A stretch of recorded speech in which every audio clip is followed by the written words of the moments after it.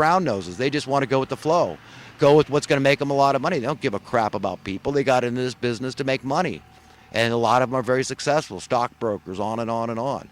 How these people make money, what they do, wealth management people, okay? But they don't care about you and I generally. That's not their number one concern. Their concern is for themselves, their families. And we all understand that. We all respect people caring about their families, but not if you don't care about other people. You don't care about the effect of your business practices on people, okay? Why should I be for anybody's investments if it's going to raise my taxes? If it's going to raise my cost of living and I'm not getting any benefit? Okay, that's it. It's wrong. It's immoral. And we've got to get it, and we've got to turn. And we are. I think Trump is on the right track. It's going to be God's hand that allows it at the right time in history. Like I started this video talking about the right time in history. And JFK wasn't the right time. So God's let all these horrible things happen. He let 9/11 happen. He's let all the wars happen. He let the Vegas shooting happen. He let the banking bailout happen. He let the JFK assassination happen. All these problems, all these issues, God has allowed to happen. But like Isaac Newton said, for every action, there's an equal though opposite reaction. And that's what's coming, is an equal though opposite reaction. It's going to be by the hand and the power of God that's going to affect change on this earth. And God is working through human beings. Human beings are God's hands and feet, eyes and ears on the ground, his foot soldiers. And we got to get in the faces of the evildoers. And this is a nonviolent thing. But we've got to determine, like that lyric from the song Stranglehold by Ted Nugent, if a house gets in our way, that's a metaphor. Whatever that house is to us, we've got to be determined. We've got to be defiant. We've got to be rebellious against these people and say, no, we can't be cowardly. We're going to expose you, because this is what they hate. And I hope this JFK thing exposes the Federal Reserve. If it doesn't, in my mind, it's not the whole story. It's not everything on this issue. Okay, because the mainstream media doesn't touch that. I mean, why? Somebody tell me why, okay, the Federal Reserve still exists. I mean, I could say, okay, they got the president, but he was already moving this executive order 11,110, okay, on. It was done. It was a done deal. He was nullifying the power of the Federal Reserve. He was usurping their power with these silver notes, the silver certificates that he was already circulating. So he had already effectively supplanted them. But yet, you know, they rise from the dead to just wreak havoc in the land. And all these people that have benefited through great wealth and income disparity, by creating poverty, by creating slaves, by being good minions of Satan. At the end of the day, it's the spirit thereof. Look up diabolism. Diabolistic. I mean, that's what these people are. That's their religion. And they're very devout. And this is where we are at this point in history. So that Section 8 is a huge boondoggle. It's a mother of all boondoggles, okay? It's a bonanza for some, though. You think Rich Dad wants that to go away. If they took away that $50 billion a year, that guy would be scrambling. He'd be lowering his rents right and left, believe me. Overnight, if Trump yanked that $50 billion away, overnight rents and mortgages would drop. Overnight, I promise, I guarantee. Okay, I know it with such certainty, okay, that I make very few promises, but I absolutely promise you that'll happen. Now, am I incompassionate? So I'm going to get it from the left for saying that, right?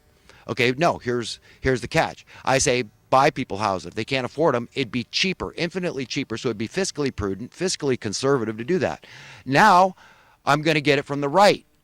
You understand where a guy like me is coming from? I can't stand it. I hate it. I'm not trying to be an enigma, okay? I'm just trying to be real. I'm just trying to be me, and I cannot compromise who I need to be, and that's the guy I need to be. I'm everybody's friend. That's my decision. That's your decision. We should all make that decision, okay? And it means being a friend to our enemies too. So that's everybody, okay? Once you're a friend to your enemies, okay, you're a friend to everybody. Doesn't mean I'm going to lay down and let them walk all over me. No, that's what I mean. Fighting the good fight means standing against these people, but doing it in as effective a way as you can that God puts on your heart. And if it's taunting and teasing for you, so be it. I mean, whatever. I don't believe in that. I believe in the rule as a metaphor, you catch more flies with honey than vinegar. So by embracing everybody, loving everybody, okay? And I'm not saying, look, I believe in defense. I believe that if you catch somebody molesting your kid, you break their neck, okay, that's the way it goes, okay? That's, life goes on, okay? I don't care. And the capital punishment, I don't worry too much about they're all in God's hands, because I don't believe in death at the end of the day. And I don't believe God gave us that power, because it's written in Scripture. God has a power to raise the dead. To him, all are alive. In his infinite wisdom, he really didn't give the power to murder, didn't make somebody not exist, at least. So it's a beautiful thing, believing in God, trusting in God. And we got to know that, yes, defense of the innocent. Yes, I mean, all men should see themselves as a warrior, a protector, a defender of the innocent, women and children and all that. Yeah, why not? It feels good. It feels right. It feels proper. It feels like the order of things to put women on a pedestal. You know, women and children first, and the woman is more important. She holds the baby, and she's the baby maker, and she's, you know, if we have a lineage, it's going to be because of the woman. So yes, the woman plays the most vital role, but men also are right there too, to look after her interests. And when we do that, we're looking after the interests of the whole as a family. The mother is the most important member of the family, because there wouldn't be a family if it wasn't for her. We all came out of a woman. It's a beautiful thing. They've got the door of life. I mean, why are so many men obsessed with women? Well, because God made us. I mean, it's the nature of the beast. I mean, he made it to be that way. He made it feel very good to procreate, to have children, and it's a beautiful thing. And you did nothing wrong if you had children. Absolutely nothing. You just did what your godly instinct told you to do.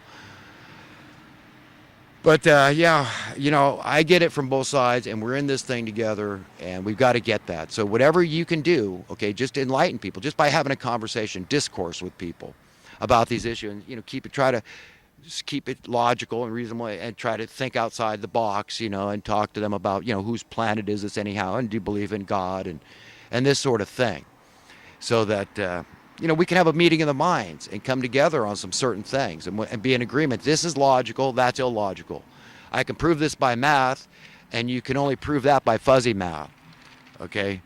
One idea is reasonable and one is not reasonable, okay? It comes down to that.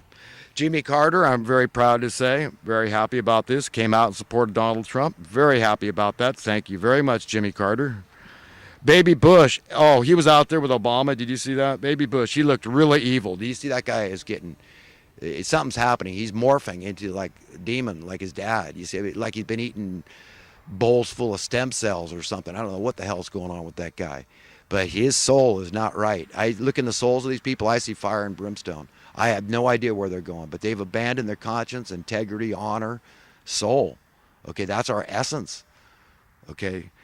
And I don't like where this is going. And Obama spoke gobbledygook, and Bush, I mean, and what he said sounded like a thinly veiled threat against patriots at all. You know, that you're bad if you're a, you know, for national resolve, you know, for our self-determination and all that, that this is somehow evil. Okay, when these people cause the problems all over the world, they're responsible for all the need for all these refugees to be, you know, having to leave exiled from their homelands. Okay, they don't want to leave their home. How many people want to leave their homelands? They want peace and safety and security and prosperity in their lands. They don't want to leave. It's people like Bush and Obama that have done this to us. Clinton, they sicken me. I cannot stand. They're all traitors. Both Bush presidents, let me make this clear, Slick Willie and Obama, traitors to America as far as I'm concerned, and I can give you a lot of good reasons to base it on that. Okay, this New World Order cabal, traitors to America. And these people are big into all that crap. So they sicken me. Oh, we got these idiots, Corker and Flake. Did you hear about these people coming out? The mainstream media just, oh, what do you have to say? Oh, what bad thing do you have? Oh.